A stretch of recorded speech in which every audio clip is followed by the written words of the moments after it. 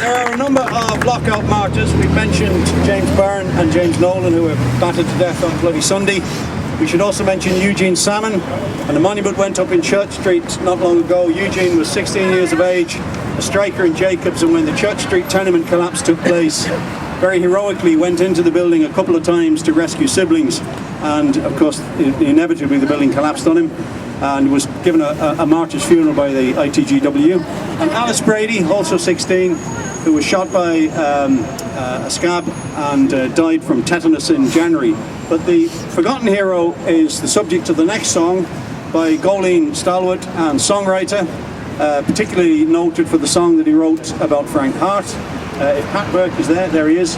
He's going to sing about the martyr James Byrne from the Dún Laoghaire branch secretary of the Transport Union, who died from the effects of being force-fed whilst on hunger strike and died in November, and was given a huge funeral at which James Connolly spoke.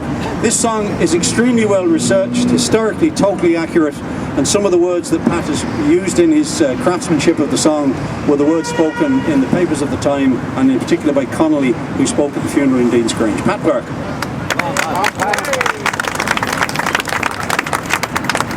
Just before I actually sing the song, just to tell you that James Byrne died on the 1st of November 1913, and his anniversary is obviously coming up this 1st of November, and there will be a wreath-laying ceremony at his grave in Dean's Grange on the 2nd of November. So you're all very welcome to attend. At 2 p.m. I think. Check. In the city of Dublin, as 1913 dawned, the rich they were powerful, the poor they were scorned. In tenement squalor they begged for their bread, worked long hours for low wages, sometimes wished themselves dead. But a new voice spoke loudly, stand strong and stand true, for the workers are many and the bosses are few.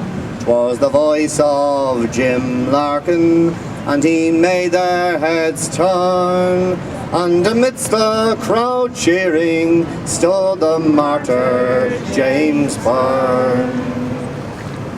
From Bray on to Kingstown, James Byrne he toiled long, organising the workers for the struggle to come. The great appear great, while on our knees we remain. Arise, sons of labour, and your freedom proclaim.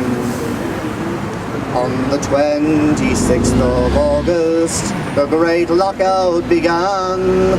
Across city and county, workers took their stand, and it happened in the suburbs the following day.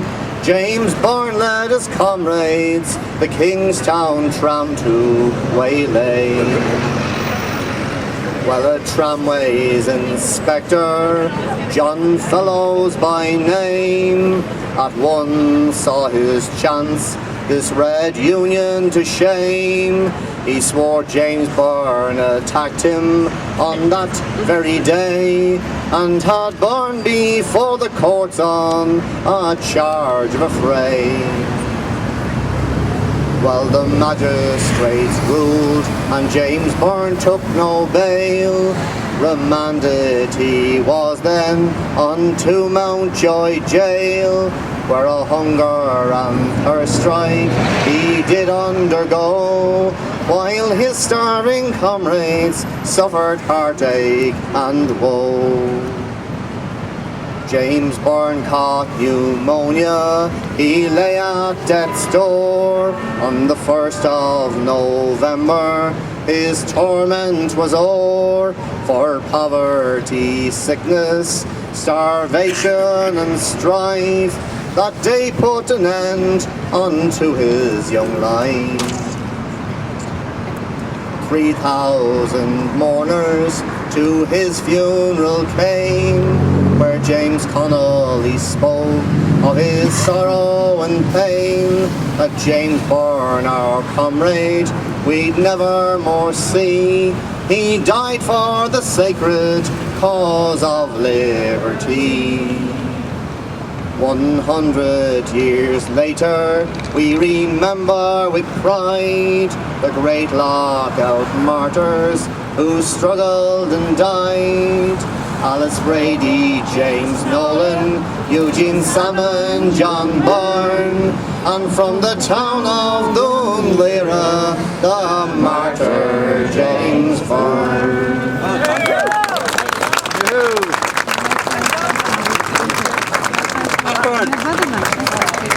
If you're next in Dún Laoghaire, there is a monument now to the Dún Laoghaire presence in the 1913 lockout just by the Carlisle Pier.